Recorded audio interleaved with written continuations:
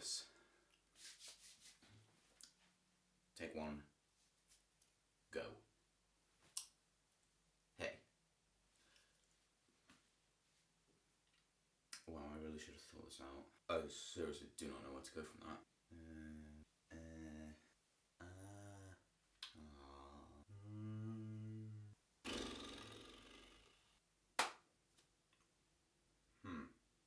Okay, so forget those intros. This is the start. I'm here to tell you, viewer, about music videos and the thoughts, techniques, styles, and conventions that are used in them to make them what they are. Primarily, I'm going to be going over the production techniques, the styles of music videos, and then conventions. So, production techniques. What are they? Well, surprisingly enough, they're techniques used during production of a music video, as I've said. And basically they are visual effects that just add the wow factor to the music video to make the band's particular audience want to continue watching the music video and basically listen to the song throughout.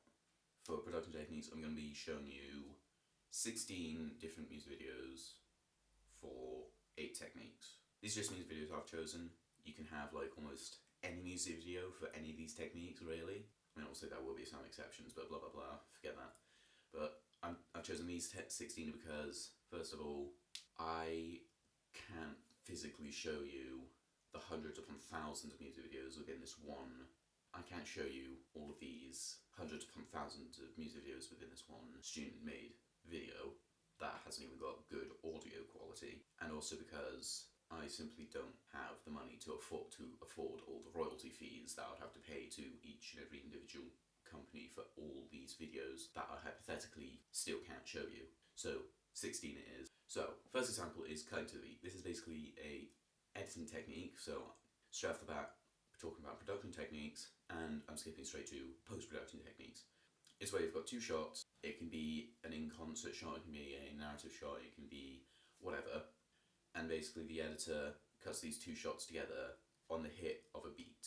This can be part of the steady beat of the drum, or it can be part of the bass in a EDM music video, whatever. First example is Green Day's American Idiot, and I'll put it maybe about here. But yeah, as you've just seen there, when the main strike of the drum was hitting, that was when it was cut. And then the second example is LMFAO's I'm Sexy and I Know It. Again, cut to the beat, very clearly happened there. You got the beat of the bass, but because it's a different style from Green Day's American Idiot, it's obviously got faster cuts. Still, it's the same technique, just used in 2 different music videos with 2 different music genres.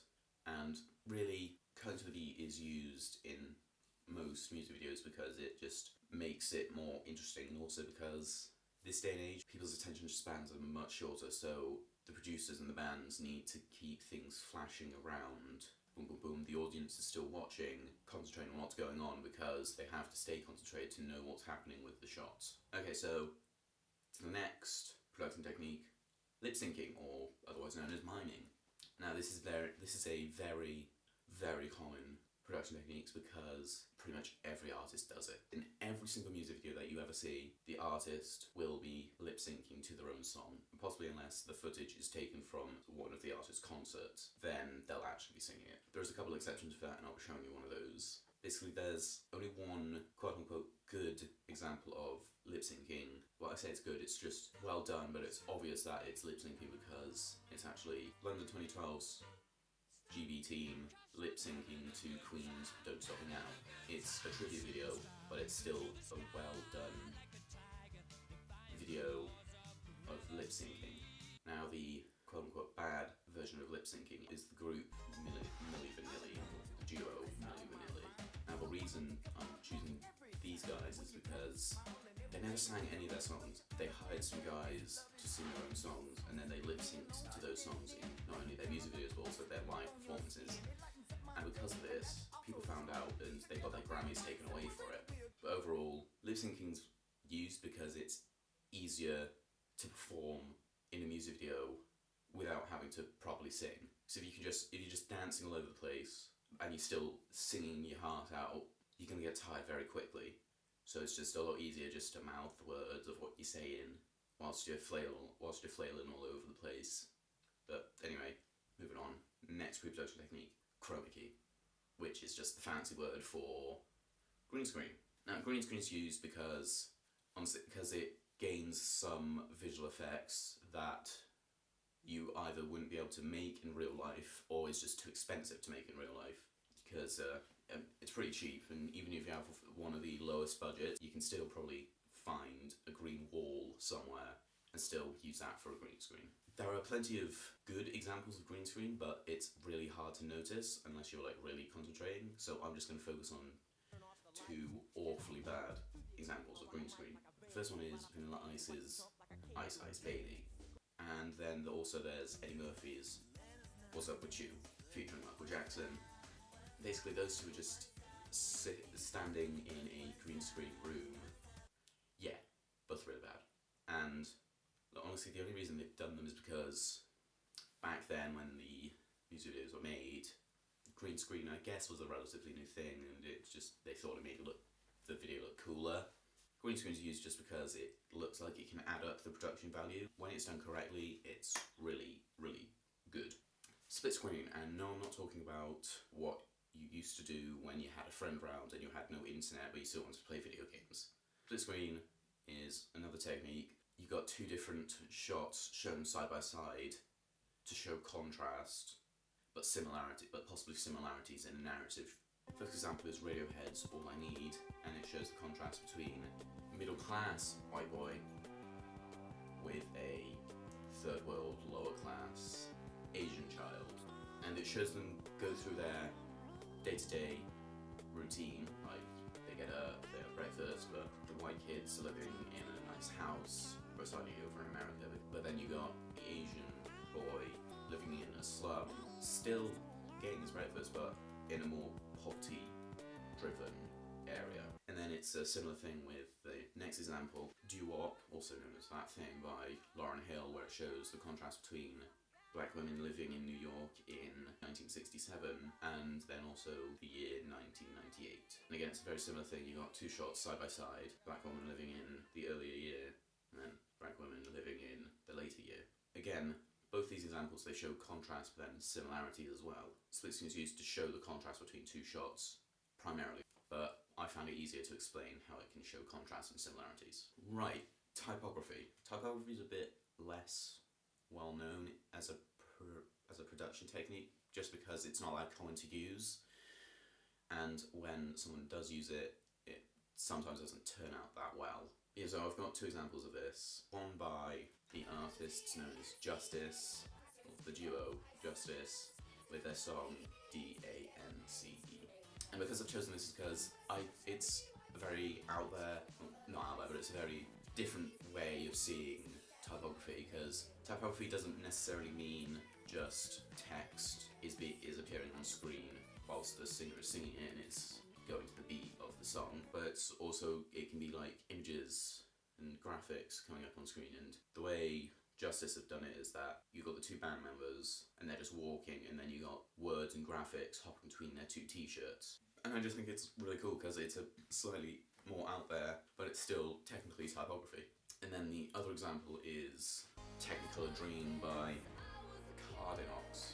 Even though it's the same technique of typography, it's still done differently to Justice's dance, because it's done in a more basic way, as you just saw.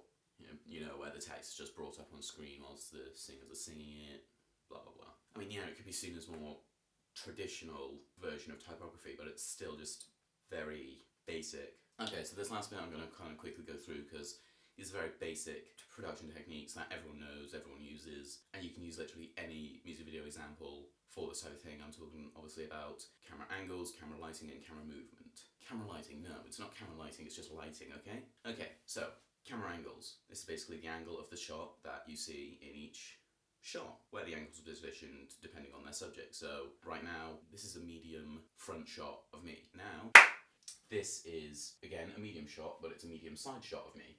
And now, this is a close-up of me, a close-up front shot of me. Those were basically camera angles. It's literally the simplest thing you can do. And the two examples I have are Thanks for the Memories, so it's spelled THRNKFRMMRS. I'll just put it here. It's by Fall Out Boy, and basically their producers said the song title was too long, so they just removed all the vowels. Crazy. But then the second example is Fifth Harmony's Worth It, and I'll show you both these examples in a second. So in Fall Out Boy's Thanks for the Memories, it's primarily the angles are primarily medium and medium close-up shots of the band with like the occasional two-shot between the band members and some of the chimps. The second example, Worth It, it's a bit different and consists of a couple of establishing shots of the trade centre that they're in.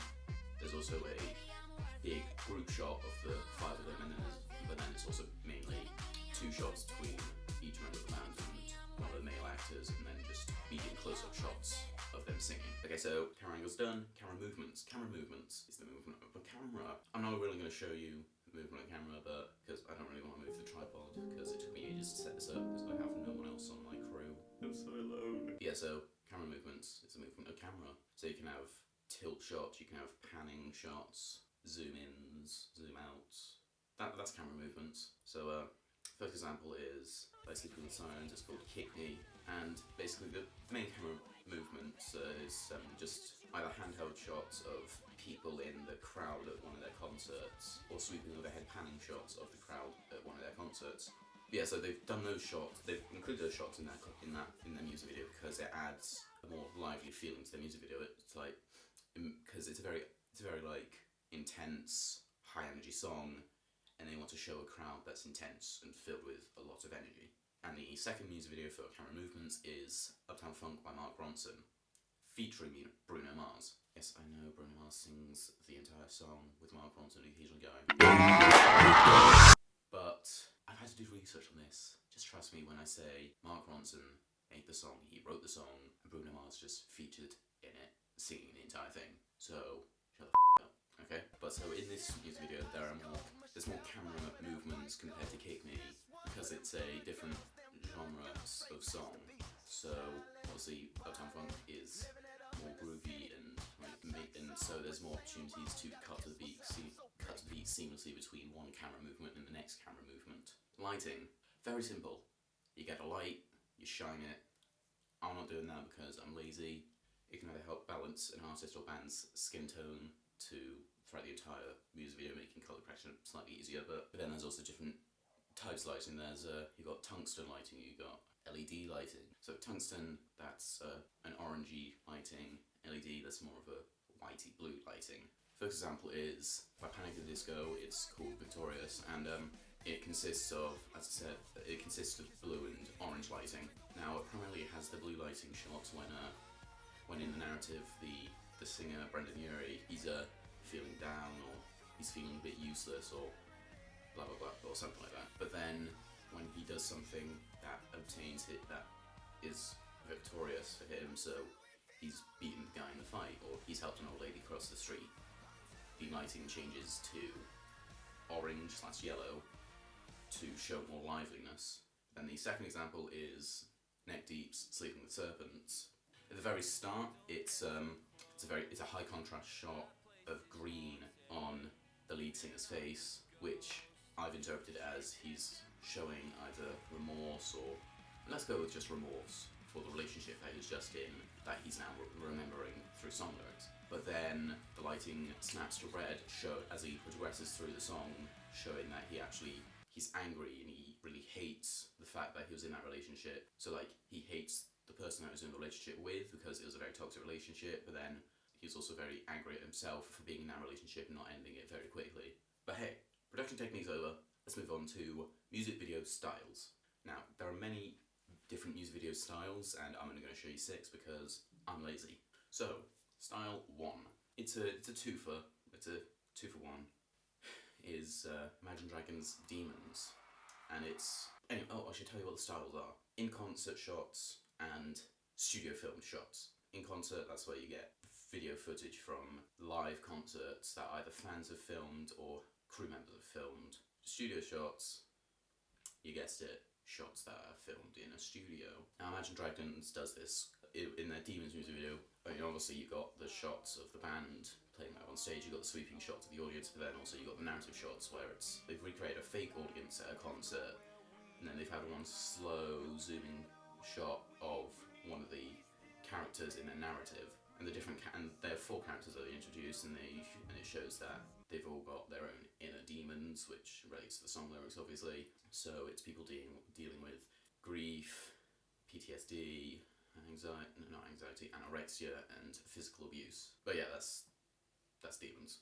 So you got the in-concert shots of, again, the crowd and the band playing at a concert, and then you've also got the narrative shots of the 4 characters dealing with their own inner demons. The second style is known as interpretive. It's a very literal meaning. So the music video has a very literal link to its lyrics.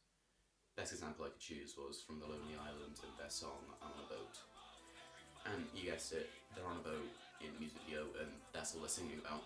Things is very difficult because I could have also chosen this song to go into parody, but it's not essentially parodying an artist, it's just more essentially mocking any rap artist that just raps about absolutely nothing, or very trivial things like on being on a boat or waking up in a new Bugatti. But speaking of parody, Weird Al Yankovic in his song Too White and Nerdy, which is directly parodying the song Riding Dirty by Millionaire.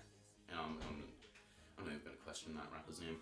But so obviously, Weird Al, he's taken the lyrics in tune of Riding Dirty, but he's rewritten the lyrics to make a parody of it. Therefore, there's no copyright infringement, really. And also I chose Weird Al because he's technically I think one of the first, not if the first, parody artist. Okay, so next style, performance.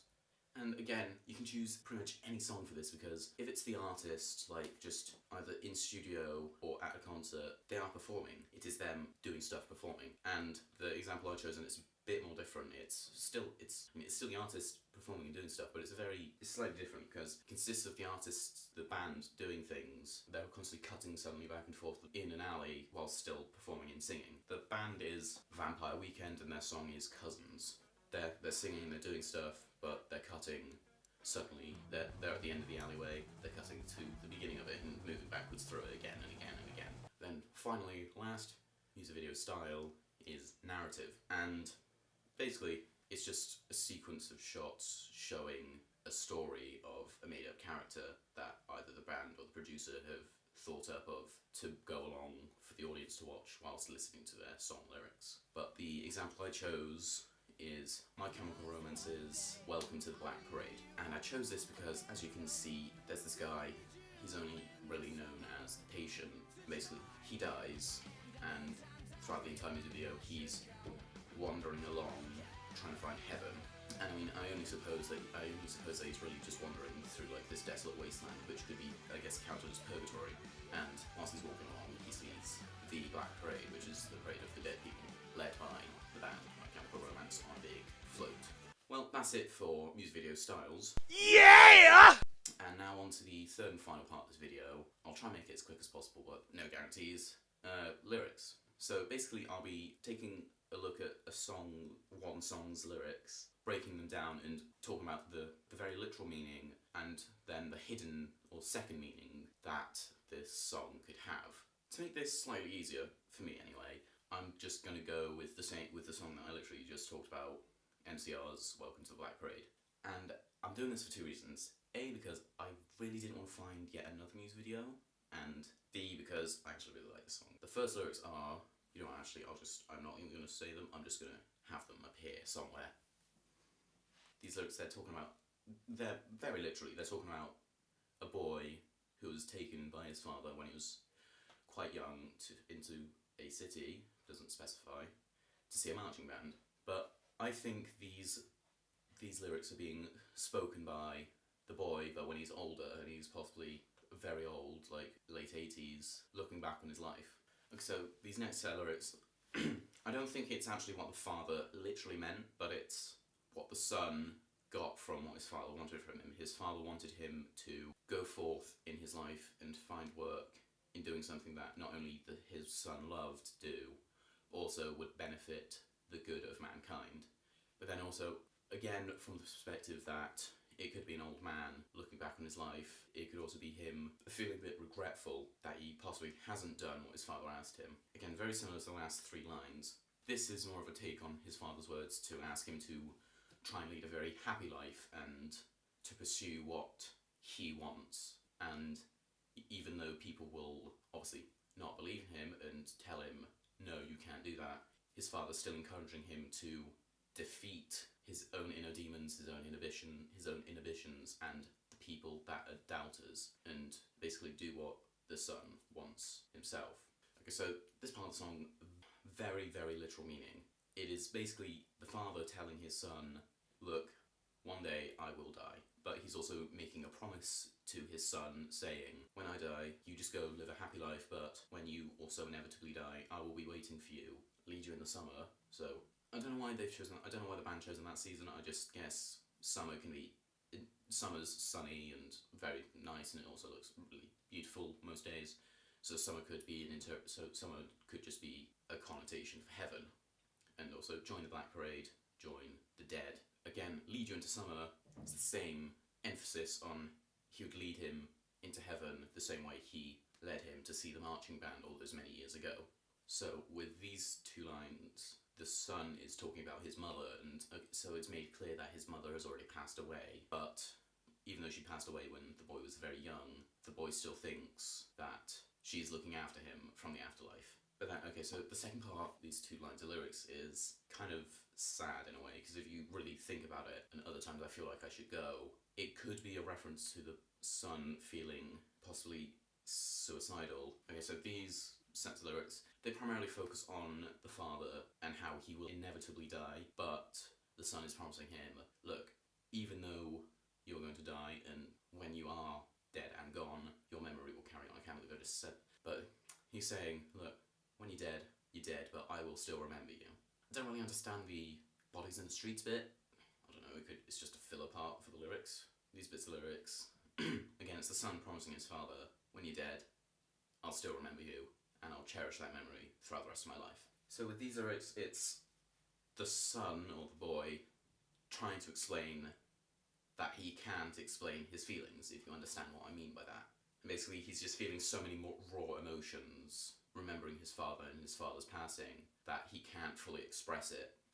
Now this larger segment of song, I think, is in a later part of the boy's life, but it's sung from the perspective of one of the boy's friends. But no, in the earlier part, it's the son's friend saying, your depression is going to be the end of everyone that's close to you. It's going to be an end of every relationship that you're in, whether it's romantically, whether it's a family, or whether it's friends. You're going to kill us all, so you're going to kill all our friendships and relationships with you. But then the second part is the friend trying to build him up, saying, take back your life. There's so much more to live for, so let's carry on. Now, this part, again, even further on in the boy's life, it says your weary widow marches on. So obviously the boy, he's married in this fictional timeline that I've created, and it's possibly skipping to the part where the boy is dying, but I don't know, he could be seeing his father waiting for him to lead him into heaven, and his father's reassuring him, I know you're afraid to die, but you got to think, your wife, or your soon-to-be widow, will march on. Okay, so at this point, again, I think it's skipped a bit back to, in the timeline, slightly before he's dying, and it's him again reflecting on his life, saying that throughout his life on Earth, he's had to go face his own personal fears, and obviously see the disappointment and the shame that his peers have when looking at him. Again, possibly referencing to the fact that he may not have been able to fulfill his father's wishes that he made all those many years ago about how he wants his son to live a happier life. But then the lyrics, take a look at me because I could not care at all. That is, I guess that can be seen as a moment of clarity for the boy who's now an old man, reflecting on his life, just basically saying, I don't give a Now this part, I see it as a continuation on the last line of the previous set of lyrics that I just showed you, and it's the boy saying, when he's older, look, after all, everything I've been through, everything you've thrown at me, the depression in my life, the dead-end jobs, the anger and the hatred that my peers have shown me.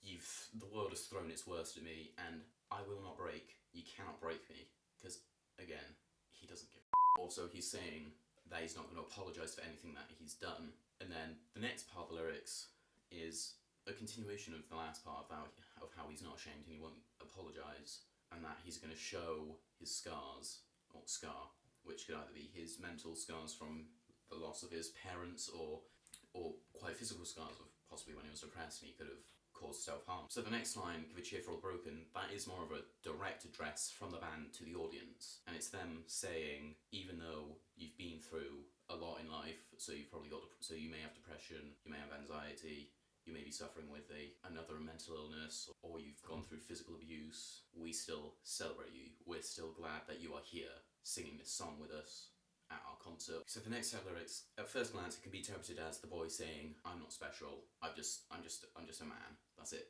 But then, at a second look, again, it can be interpreted as a direct address from the band to the audience, saying that we're just 5 guys singing a song to you. We're not that heroic, we're not immortal, we're still humans, just like you, but we still sing this song because we know that we can make other people feel better.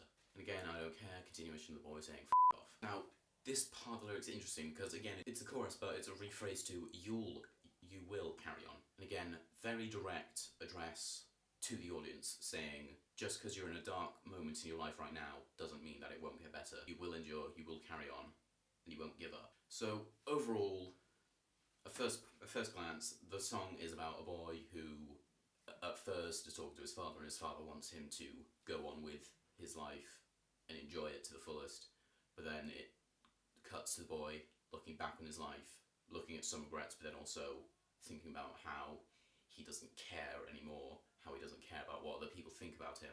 But when you look closer at it, it's the band telling the audience the same thing. Just because you're in a dark moment in your life doesn't mean that it won't get better, and also, again, it can be taken very literally as the father talking to the boy, but then replace the father as the band and the boy as the audience. And the band is saying, look, we want you to go on doing amazing things with your life. Don't let anyone get you down. Don't let your own inhibitions prevent you from going forth and doing what you want yourself. And really, that is like one of the main reasons why I really love this song, because of the connotations behind it and the meanings of the lyrics. Even though it can be seen as a very dark song, when you really listen to the lyrics, it's quite positive and happy in a way. Overall, it's the band saying things will get better in the end, which is pretty awesome. So, woo! Video over! And for those of you who've stuck around this long throughout the video, what is wrong with you? I mean, seriously, you want to listen to me talk for so long? Jesus. Anyway, look. Finally, you can get to go. 5, 4, 3, 2,